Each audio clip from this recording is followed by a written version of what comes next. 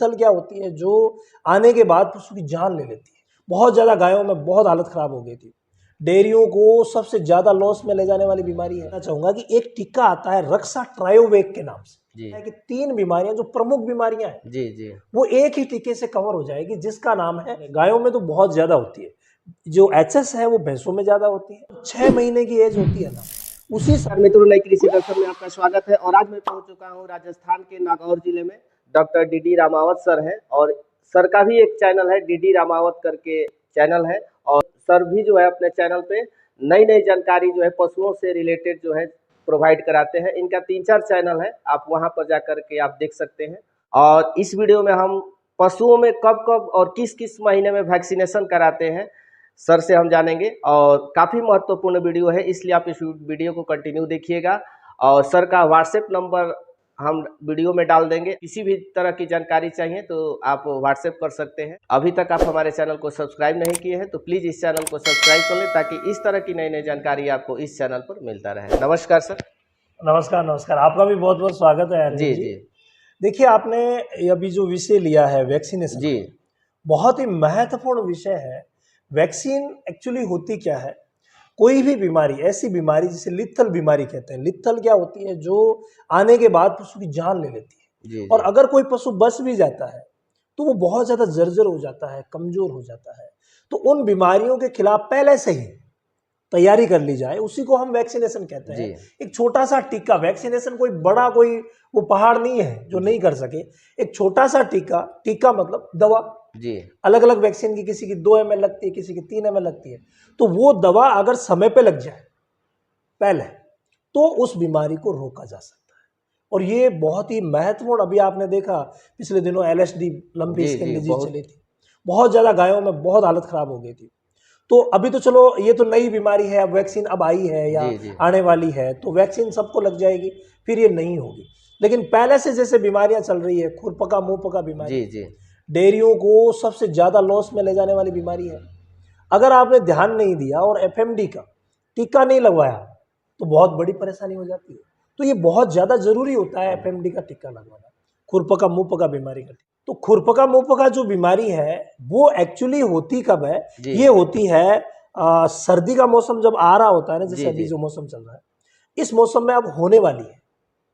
तो इससे पहले ही आप टीकाकरण कर दें, क्योंकि कोई भी टीका जब हम लगाते हैं ना तो उसको प्रभावी होने में कम से कम 21 दिन लगते हैं। जी जी और FMD का जो टीका लगाते हैं वो आप लगाइए अगस्त में, सितंबर में।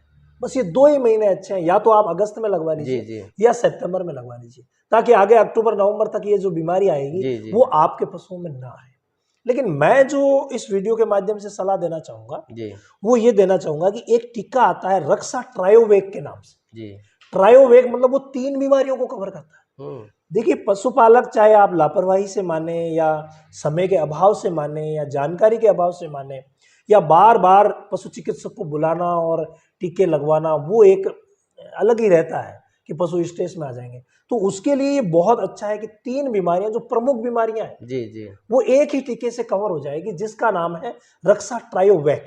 इसमें क्या होता है, एक बीमारी होती है HS, जिसे हम हीमोरेजिक सेप्टिसीमिया बोलते हैं।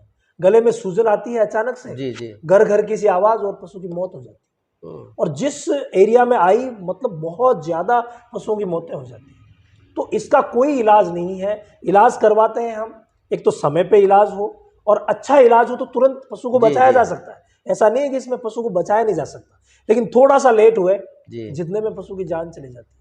और इसमें जो मोर्टिलिटी है वो बहुत ज्यादा रहती है, यानी मृत्यु दर जो है वो बहुत अधिक है, मोर्टिलिटी बहुत ज्यादा रहती है। तो इसलिए हमें क्या करना रहेगा, पहले से ही प्रबंध करना रहेगा। और वही HS हीमोरेजिक सेप्टिसीमिया का जो टीका है वो रक्षा ट्रायोवेक में साथ में ही आता है। हालांकि इनके सबके अलग अलग टीके भी आते हैं, FMD का अलग आता है, HS का अलग आता है, और तीसरी जो बीमारी मैं बता रहा हूँ ब्लैक क्वार्टर, जिसे हम कहते हैं ब्लैक क्वार्टर, मतलब लंगड़ा बुखार, जिसमें लंगड़ा हो जाता है। ये जो HS होती है वो गल घोंटू होती है, और इसमें क्या लंगड़ा हो जाता है और वहां पर बहुत ज्यादा सूजन आ जाती है, जिसमें काला काला सा खून जो है वो भर जाता है, इसीलिए उसको ब्लैक क्वार्टर कहते हैं। ये बीमारी भी बहुत ज्यादा खतरनाक है, गायों में तो बहुत ज्यादा होती है। जो HS है वो भैंसों में ज्यादा होती है। BQ जो है वो गायों में ज्यादा होती जी है। जी तो बीक्यू का टीका भी इसी के साथ जुड़ जाता है।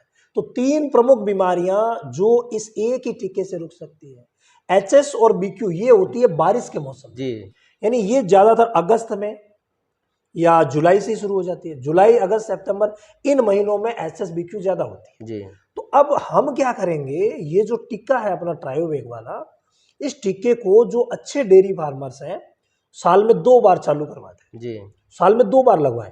एक बार आप लगवाएं किसी भी सूरत में जुलाई से पहले, मार्च में लगवा लें, अप्रैल में लगवा लें, ये बहुत ज्यादा जरूरी है। और एक बार ठीक 6 महीने होते ही, मतलब लिख लीजिए, रिमाइंडर कर दीजिए, कैसे भी करके सेट कर दीजिए, लेकिन इस टीके को जी साल में 2 बार लगवाइए।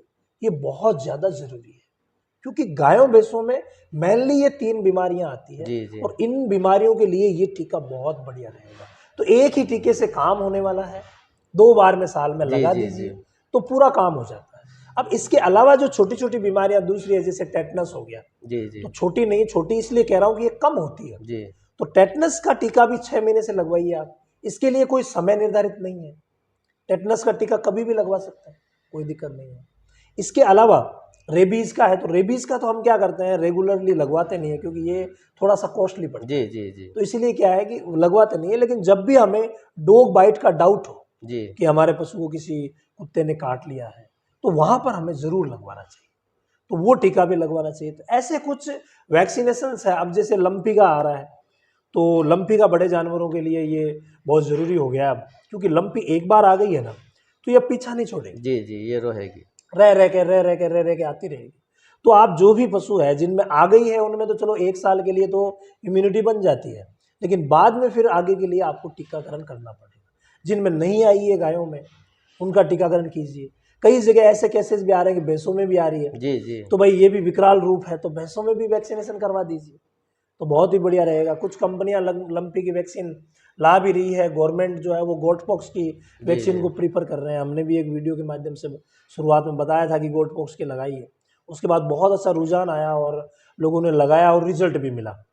तो ये कुछ ऐसे वैक्सीनेशन हैं जो बहुत ज़्यादा ज़रूरी है। वैसे बीमारियां बहुत है, वैक्सीन बहुत जी है, जी तो वो हम क्या करते हैं, हमारा जो ऑनलाइन सेशन चलता है डेयरीज के लिए, जी जी जो हर महीने की 21 तारीख से शुरू होता है, तो उसमें हम ये सारी की सारी जानकारियां देते हैं। एक्चुअली क्या होता है कि छोटी मोटी जानकारियां यूट्यूब के माध्यम से मिल जाती है, जी जी जैसा कि बेसिक चीज़ें हैं, डिवॉर्मिंग हुआ या सेड हुआ या कौन सी नस्ल खरीदनी है, कौन सा बेटर क्या हुआ, ये सब मिल जाता है। लेकिन थोड़ा सा अगर हम डीप में जाते हैं, जी जी वहां पर हमें बीमारियों को भी पहचानना पड़ता है।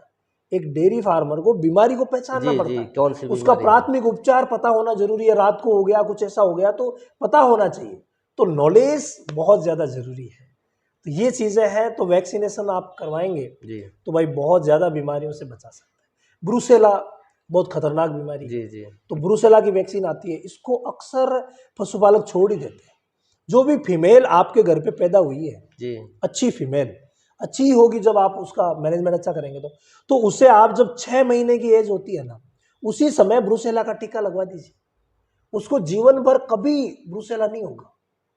अब बताइए, अगर किसी 6 महीना पर लगाया जाता 6 है। महीने पे, जब भी उसकी एज 6 महीने की जी होती जी है, उसके बाद हम सोचते हैं कि अब 2 साल 4 साल की होगी अब लगवाए, तो वो कारगर नहीं है। इंडिया में वो टीके आए भी थे जी कि जी कभी भी लगा दे, लेकिन वो इतने कारगर सिद्ध नहीं हुए। मैं अपना एक्सपीरियंस बता रहा हूँ, कारगर सिद्ध नहीं हुए। जबकि 6 महीने पे लग जाए हम्म, तो बहुत ही बढ़िया रहता है।